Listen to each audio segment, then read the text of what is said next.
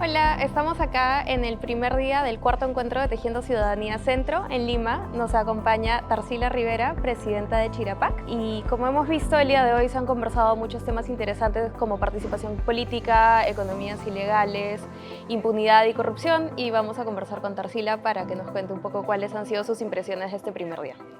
Bienvenida, muchas gracias por acompañciudad. Gracias también por la invitación y la oportunidad sobre todo. Queríamos preguntarte en primer lugar, porque tú lo mencionaste en el panel, el tema de el ejercicio de una ciudadanía plena, que se considera de repente que ya hemos alcanzado ciertos derechos y eso debería ser como constitutivo de una ciudadanía plena, pero sabemos que no. ¿Cuáles crees tú que son las características que debería tener el ejercicio de una ciudadanía plena, particularmente desde los pueblos indígenas? Es que en realidad, mira, en el contexto peruano, seguramente que hay cientos de miles de mujeres y hombres indígenas que están lejos de las ciudades y que todavía no tienen el DNI. ¿Por qué? Porque en el Perú también el hecho de ya eres ciudadana lo relacionan con la edad, cuando ya eres adulto, y con el derecho a tener tu documento de identidad. A eso se reduce. Y como tienes el documento de identidad y eres mayor de edad, para votar, para elegir a un candidato en las elecciones. Entonces, eso es una parte que lamentablemente también en el caso nuestro está siendo instrumentalizado. ¿Por qué? Porque no tenemos toda la información como para ejercer ese derecho plenamente. ¿Qué significa derecho plenamente? Que tú tienes que saber que eres un sujeto de derechos en tu cabeza, en tu conciencia y en tu actuar. Entonces, ¿qué quiere decir? Que tienes derecho de participar con voz propia en espacios donde se deciden destinos de tu propia familia, de tu comunidad, de tu pueblo y de tu país, cosa que no está pasando. Entonces, lo menos que pedimos cuando exigimos ciudadanía plena es, por ejemplo, viniendo desde las mujeres.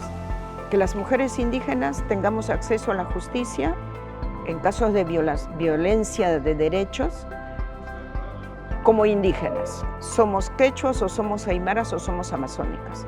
Tenemos una lengua propia y debemos tener un derecho a la defensa y a ser entendidas y recibidas por el sistema de justicia en esa lengua.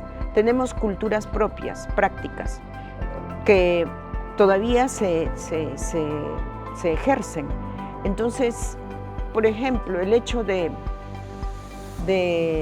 dar a luz en las comunidades alejadas. No necesariamente tienes que dar a luz echada. Puede que tengan otra forma de dar a luz porque les es más cómodo, pero que tiene que ver con la cultura. Lo que sí estamos de acuerdo en este caso es que tengamos, por ejemplo, una atención de salud intercultural, en el que se recogen los conocimientos y prácticas propias positivas y lo que viene de Occidente. Pero ¿qué pasa? Que tanto en la justicia como en la salud es donde menos derechos ejercen las mujeres indígenas, porque ellas sufren racismo y discriminación por su condición, cuando en realidad estos espacios que brinda el Estado para el ejercicio de derechos, pues debe ser completo para ellas como identidades específicas, como culturas específicas, es lo menos. Entonces, no solo para los votos. Y un poco en esta línea de cómo se les ve finalmente, ¿no? Desde fuera, digamos, sin un enfoque intercultural a los pueblos indígenas, hay una relación finalmente de los pueblos indígenas con su territorio. Y yo quería saber si usted considera que todavía existe esta visión extractivista sobre el territorio de las poblaciones indígenas. Ese concepto de extractivista solo lo estaban aplicando a las industrias extractivas, pero últimamente vengo también escuchando que ya hay una corriente de, por ejemplo, la apropiación ilícita de conocimientos, de narrativas y de discursos. Esto de extraer conocimientos y no reconocer el origen o la propiedad intelectual de donde viene. Históricamente, todos los de afuera toman lo nuestro y nunca nos han reconocido. Pues el avance en el ejercicio de derechos en este sistema es que yo no puedo tomar el conocimiento o una frase de otra persona sin mencionarlo. Y nosotras estamos aprendiendo que hay necesidad de también buscar el reconocimiento y el respeto sobre nuestros conocimientos y sobre nuestra narrativa, sobre todo cuando discutimos en espacios que tienen que ver, por ejemplo, con la conservación de la biodiversidad o la conservación de bosques o las plantas medicinales para el tratamiento de la salud. Bueno, no debe costar tanto el reconocer que todo esto lo han cuidado y lo practican y lo dan las mujeres indígenas. Eso es uno. Y el tema de las industrias extractivas está terrible, pues, porque en un territorio indígena los externos están viendo la utilidad y el recurso para generar moneda y economía monetaria. En cambio, para las comunidades indígenas, su entorno tiene un significado diferente. Es de donde come, donde vive y donde respira, y por lo tanto cuida ese espacio. Entonces, cuando hablamos de las industrias extractivas y vemos que no se respeta justamente el derecho a participar en el destino de esos recursos, se nos está negando el derecho de justamente de decidir qué es lo que quieres para tu familia, tu comunidad y sobre todo para las nuevas generaciones. Entonces, cuando hablamos también aquí que tanto se habla de la sostenibilidad, de una economía sostenible, bueno, los indígenas hemos siempre tenido el enfoque y la visión de sostenibilidad cuidando recursos para mañana y para las nuevas generaciones. No nos lo comemos todo el mismo día. Entonces, hace mucha falta todavía entendernos mutuamente y los espacios deben servir para justamente aceptar que hay otro sector de nuestra sociedad que tiene lenguas y culturas y formas de ver el mundo específicos y más bien tratar de pensar y de ver que de repente esas prácticas son positivas para justamente la continuidad en mejores condiciones de nuestra propia sociedad y conservar también los recursos que hemos cuidado. Desde el sistema internacional se está hablando de la economía del cuidado y las mujeres indígenas estamos reflexionando para hacer visible cómo nosotras cuidamos los recursos naturales de nuestra zona y que hoy, desde afuera, algún sector depreda, ¿no?, en nombre del dinero o del desarrollo, y otro sector lo ve muy románticamente, hay que conservar, pero no está tomando en cuenta las personas, los seres humanos que también tienen derecho de continuar viviendo de aquello en forma apropiada, ¿no? Y eso es de repente un poco por el lado de las economías más formales, digamos, ¿no? Pero también está dentro de los territorios la amenaza de las economías ilegales, que más allá de todo explotación. Sí, viene todo lo ilegal porque hay invasión de tierras o de territorio a comunidades indígenas, por ejemplo, para generar, no sé, por un lado el narcotráfico.